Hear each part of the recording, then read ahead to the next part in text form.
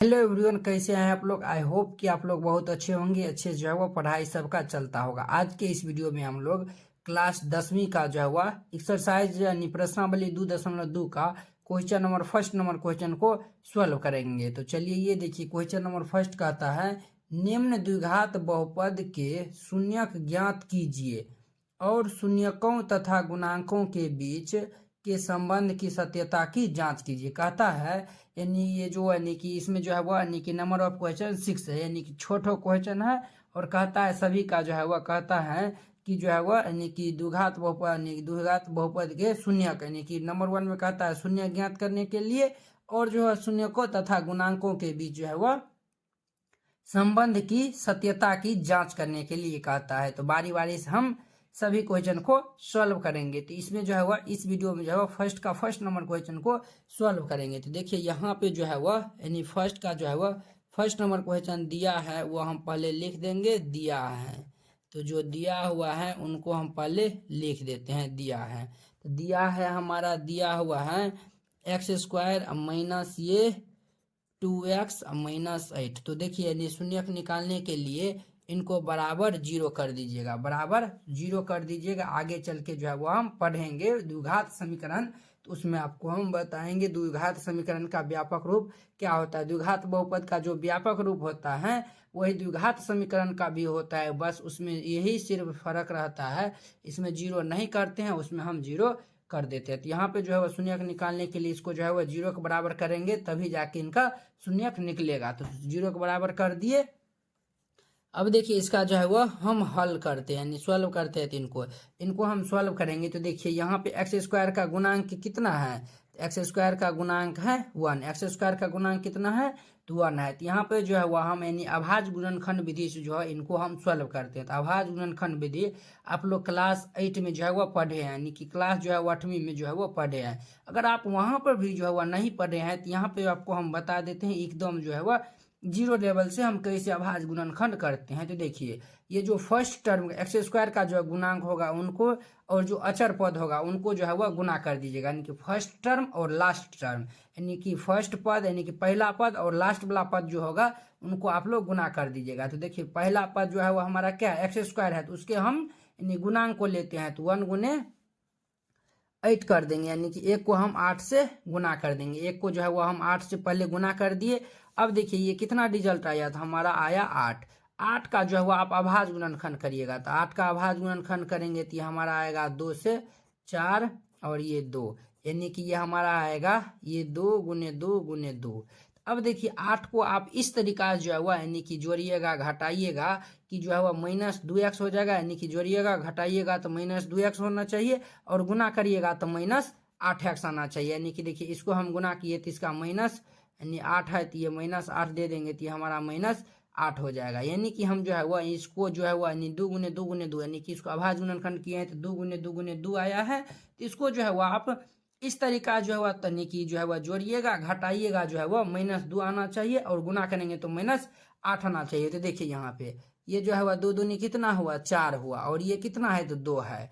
4 में से 2 को अगर हम जो है वह यानी कि 2 में से 4 को घटा देंगे तो -2 होगा, इन दोनों को गुना करेंगे तो ये -8 हो जाएगा। तो क्या हम इनको ऐसे लिख सकते हैं, तो देखिए ये x² माइनस इनको हम पहले लिख देते हैं, यानी कि जो है वो हमारा यानी कि ये जो है वह हम माइनस जो है वह ये हम कितना दे देते हैं, यानी कि ये 4x और देखिए यहाँ पे +2x अगर जो है वो हम कर देंगे तो देखिए -4x + 2x तो -2x हो जाएगा, -8 = 0। ठीक है, ये इतना हो गया। तो अब देखिए ये दोनों को एक साथ रहने दीजिएगा और ये दोनों को एक साथ रहने दीजिएगा। ठीक है, अब इसमें देखिए x² को क्या हम लिख सकते हैं x गुने x माइनस ये 4 को लिख सकते हैं 4 गुने x। अब देखिए दोनों में जो है कौन उभयनिष्ठ है, यानी कि कौन यानी कि दोनों में मिल रहा है, तो दोनों में x मिल रहा है। यहाँ से हम x जो है वह यानी कि कॉमन ले लेंगे तो ये हमारा x - 4 हो जाएगा। तो उसी प्रकार यहाँ से जो है वह दोनों में x मिल रहा है, x जो है वह कॉमन ले लीजिए तो ये हमारा x - 4 हो जाएगा प्लस। अब देखिए ये दोनों में कौन कौन मिल रहा है, तो देखिए ये 2 गुने x अब -8 को लिख सकते हैं 2 गुने 2 गुने 2। देखिए दोनों में 2 2 मिल रहा है तो यहाँ पे जो है वह हम 2 कॉमन ले लेंगे। तो कॉमन ले लेंगे तो यहाँ पे x बच जाएगा माइनस यहाँ पे जो है वह 4 बच जाएगा, 4 दूनी 8 = 0। ये जो है वह देखिए, ये जो है वह ये और ये दोनों में जो है वह कॉमन मिल रहा है, इसको हम कॉमन ले लेंगे तो x माइनस 4 इंटू ये x प्लस 2 इक्वल टू 0। ये इतना हो गया, इसका आभाज्य गुणनखंड किए तो इतना आया है। तो आप लोग लिखिएगा यदि x माइनस 4 इक्वल टू 0 हो तो x इक्वल टू जो है वह 4, और फिर लिखिएगा यदि x प्लस 2 इक्वल टू 0 हो तो x बराबर माइनस 2, यानी कि x माइनस 4 इक्वल टू 0 हो तो x बराबर, तो देखिए ये x माइनस 4 इक्वल टू, देखिए यहाँ पे ये जो है वह x माइनस 4 इक्वल टू 0 है, ये बराबर के उस साइड जाएगा तो ये x इक्वल टू 4 हो जाएगा ना, तो यही हम किए हैं, ठीक है। और यहाँ पे देखिए ये x प्लस 2 बराबर 0 है, ये 2 को उस साइड भेज देंगे तो x बराबर कितना होगा, माइनस 2 हो जाएगा, ये इतना हो जाएगा। एकदम बेसिक से बता रहे हैं कि जो है वो नहीं, यानी कि जो यानी पढ़ने में नहीं भी तेज होंगे वो भी ये जो है वह समझ जाएंगे, ठीक है, एकदम बेसिक से। बस आपको क्या करना है तो वीडियो को जो है वह लाइक कर देना है, और नीचे डिस्क्रिप्शन बॉक्स में जो है वह लिंक दिए हैं व्हाट्सअप जो ग्रुप का है, वहाँ पे जो है आप लोग जुड़ जाइएगा।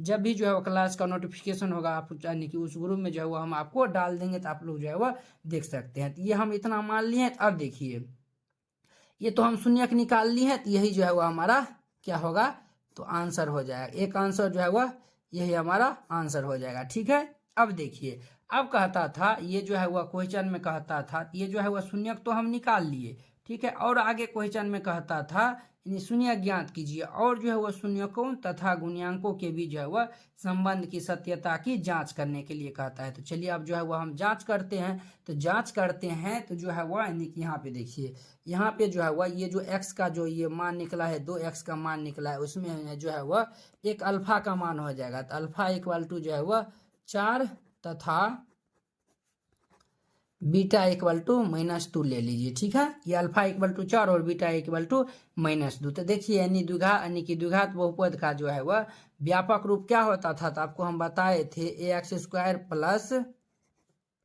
bx प्लस c ये होता था। अब देखिए ये जो इक्वेशन दिया हुआ है ये 1x² माइनस ये 2x माइनस 8 ये दिया हुआ है। तो देखिए दोनों को जो है वो हम तुलना करेंगे, तो देखिए x² एक स्थान पर 1 है, यहाँ पे लिख देंगे, चूंकि a बराबर 1 b बराबर, देखिए b बराबर यहाँ पे -2 है तो -2, तथा यहाँ पे देखिए c बराबर क्या है तो -8 है तो -8, ये हम लिख दिए।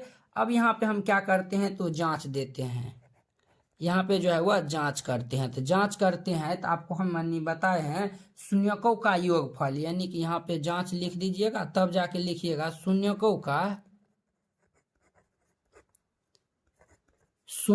का योगफल, शून्यकों का योगफल को हम क्या कहते थे, यानी अल्फा प्लस बीटा भी कहते थे। तो अल्फा प्लस बीटा या फिर शून्यकों का योगफल होता है माइनस बी बाय ए, यानी कि माइनस बी कहने का मतलब ये हुआ -x का गुणांक बट्टे जो है वह ये हमारा a का मतलब हो गया x² का गुणांक। ये आपको हम थ्योरी क्लास में जो है वह हम बताए थे। चेक करने के लिए हम क्या करेंगे, शून्यकों का योगफल यानी अल्फा प्लस बीटा निकालेंगे माइनस बी बाय ए, यानी कि -x का गुणांक अब बट्टे जो है वह x² का गुणांक। तो देखिए यहाँ पे x का गुणांक कितना है तो -2 है, तो यहाँ पे जो है वह -2 है, तो यहाँ पे -2 देंगे। यहाँ पे देखिए b इक्वल टू -2 है, बात एक ही हो गया, ये -2 अब बट्टा एक स्थान पे ये 1 है तो 1 हो जाएगा, ठीक है।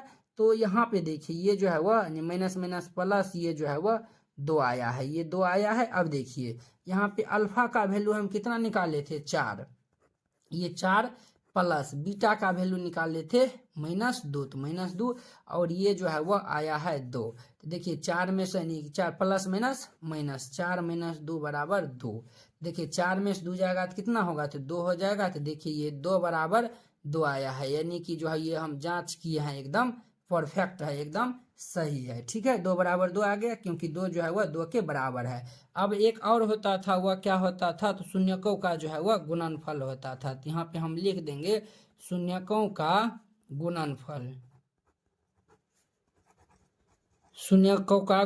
जिनको हम कहते थे अल्फा बीटा, वो होता था C/A। यानी C का कहने का मतलब हुआ अचर पद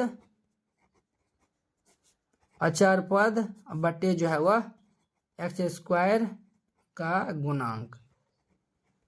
तो अचर पद यहाँ पे जो है वह अचर पद कितना है, अचर पद हमारा C है, यहाँ पे जो है अचर पद -8 है ना, तो -8 बटे x² का गुणांक 1 है तो -1। अब देखिए अल्फा इंटू बीटा, अल्फा के स्थान पे जो हुआ कितना वैल्यू है, तो ये हमारा 4, बीटा के स्थान पे 2, ये 4 गुने ये -2, अल्फा इंटू बीटा यानी इंटू का मतलब यानी गुने हो जाएगा बराबर यहाँ पे -8। तो देयरफॉर -8 इक्वल टू -8। तो देखिए ये दोनों जो है वह बराबर हो गया। तो यही जो है वह हम जांच भी कर दिए और ये जो है वह यानी कि इनका शून्यक भी हम निकाल दिए। आप जो है वह आप यहीं पे जो है वह इनको छोड़ दीजिएगा, ठीक है। ये इतना आप लोग बना दीजिएगा तो जो है वह सभी बोर्ड के लिए जो है वह यानी कि 2 नंबर में, या फिर अगर ऑब्जेक्टिव में आता है तो ऑब्जेक्टिव में, या फिर 3 नंबर में आता है तो 3 नंबर जो है वह आप लोग उठा सकते हैं इतना बना के। तो उम्मीद करते हैं कि आप लोग ये जितना भी आपको बताए हैं बहुत ही अच्छा तरीका से समझ गए होंगे। तो चलिए अब हम अगले वीडियो में मिलते हैं, इनके 2 नंबर क्वेश्चन यानी कि फर्स्ट का सेकेंड नंबर जो क्वेश्चन है उनको सॉल्व करेंगे। अगर यह वीडियो आप लोग को अच्छा लगा होगा तो लाइक, कमेंट एंड अपने दोस्तों के बीच शेयर कीजिएगा। अगर आप चैनल पे नए आए हुए तो चैनल को सब्सक्राइब कर लीजिए। तो चलिए अब हम अगले वीडियो में मिलते हैं। जय हिंद।